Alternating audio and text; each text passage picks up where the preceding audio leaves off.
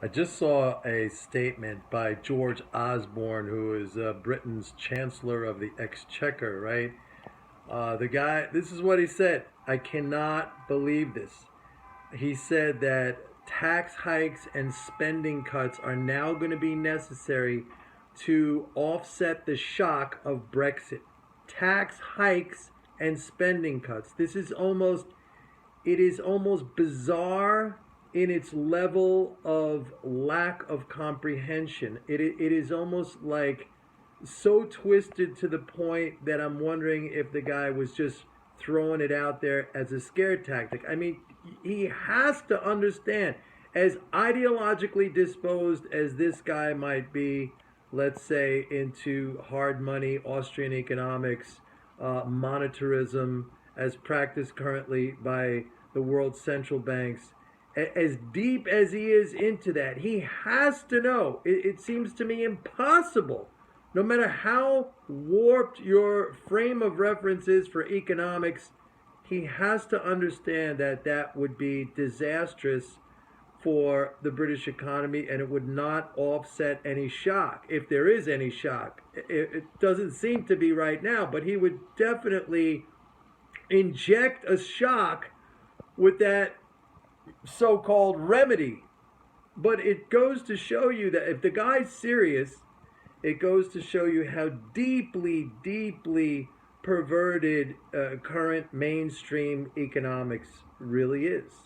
It is at the root of pretty much every problem that we have in the world today. It is at the root of everything going on in Europe with the disastrous economic environment in the periphery countries, massive unemployment, all that stuff. I don't have to run through the list, okay? It shows you how perverted the profession, if you want to call that, of economics, of mainstream economics. It is really, really, I'm just hoping the guy threw it out there. It's kind of like he figures, no, he's going to scare the masses, right? And they're, oh, please, let's go back to the EU. But I mean, he did say it's going to be up to the new prime minister, and I'm hopeful that whoever comes in there is not going to be foolish enough to listen to what Osborne is saying. But, a conservative comes in,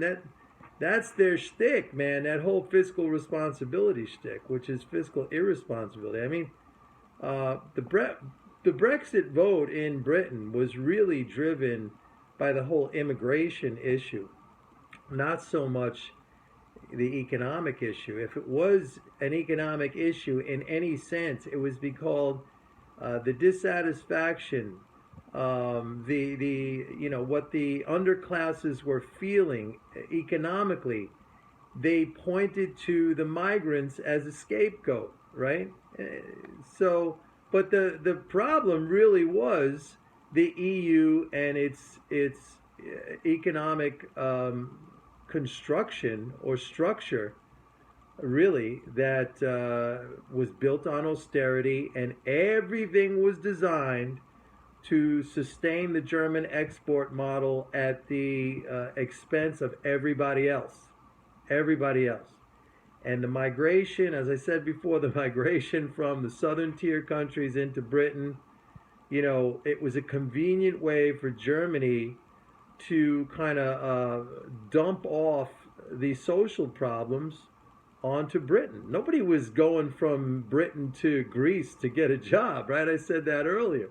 So Germany, the EU paid a little pittance to the UK, in social support, but that was a convenient way, a very easy way for them to dump off all the social and economic problems that they created. Hey, let them just go migrate to England. Let those guys deal with it. But I cannot believe what Osborne just said. I cannot believe it. I mean, there are most of you here who have been following me now for a short period of time. I could put you at the Bank of England and you would do a far, far better job than these idiots. It's incredible.